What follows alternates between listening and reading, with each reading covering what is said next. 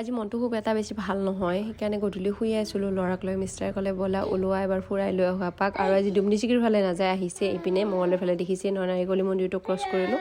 আহিয়ে এখন ধাবা নতুনকৈ দিছে বোলে, মই বাৰু গম পোৱা নাছিলোঁ, মানে ইপিনে অহাও নাযায় যে ইমান। তাৰপিছত আৰু মই দেখিছেনে ল'ৰাক যেনেকৈ আছিল তেনেকৈ লৈ আহিছোঁ। মই বাছ কুৰ্তিটো পিন্ধিছোঁ, এতিয়া মোৰ ভিতৰত যাবই লাজ লাগিছে, যিমানহে গাড়ী মটৰ ৰখোৱা আছে, মানুহ বা ভিতৰত কিমান আছে।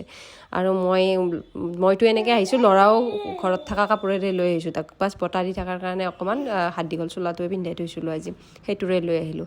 এতিয়া মোৰ ইয়াত আহি লাজে লাগিছে, আৰু ৰাইজেতো দেখিছে এইযোৰ কাপোৰ মই তাক ঘৰত পিন্ধাই থৈ দিওঁ। একো নাই বাৰু, সি ইয়াতে আহি কিনে এইটোক মাত দিছে সেইটোক মাত দিছে, ইপিনে ছাইডত ফেমিলি এটা আছিলে সিহঁতক মাত দিছে, কাম কৰা দাদাজনক মাত দিছে, মানে সি নিজে নিজে মাতি লয়, কিন্তু কাৰো কোচত হ'লে নাযায়। তাৰপিছত মিষ্টাৰে ক'লে যে মই একো নাখাওঁ, তুমি কি খাবা? মোৰো আজি মন নাছিলে, মই বোলো ভেজ চাওমিনে খাই দিম, যিহেতুকে চিকেন টিকেন খাব মন নাছিলে।